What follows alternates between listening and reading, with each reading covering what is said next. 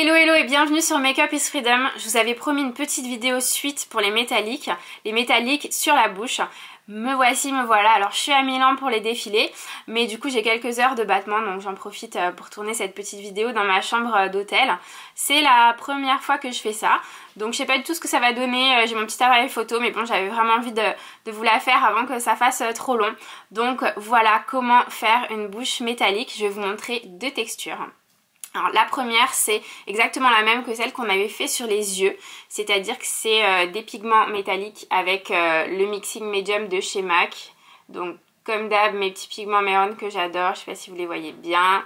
Et puis le mixing medium à base d'eau. Donc on va faire ce premier mélange qui est la première option donc pour créer une bouche métallique.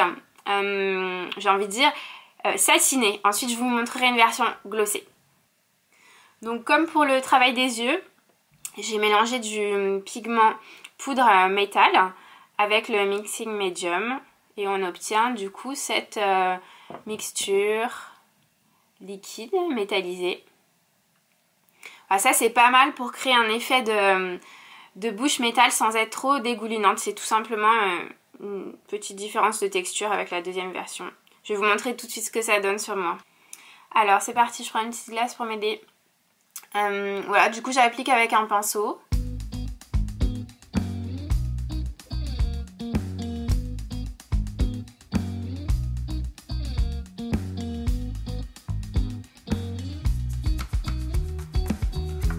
Alors je sais pas si vous voyez bien, mais voilà le premier rendu.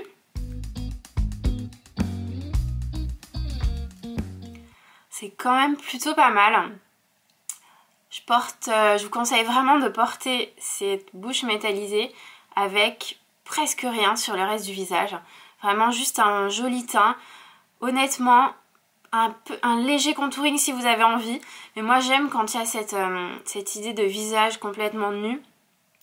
Et je vérifie si j'en avais pas sur les dents. Non, il n'y en a pas sur les dents.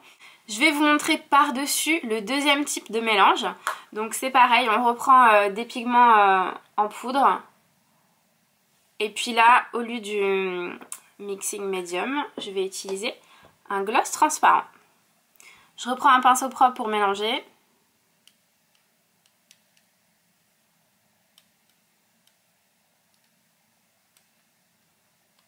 Alors ça peut aussi très bien marcher avec des paillettes, hein, si vous avez envie de vous personnaliser, de vous créer un gloss sur mesure. Tout type de pigment poudre et des paillettes peuvent se mélanger avec un clear gloss transparent. Donc là on voit qu'on a plutôt une texture un peu plus comme de la lave en fait. Donc plus épaisse mais avec plus de profondeur. Je vais vous montrer tout de suite sur moi.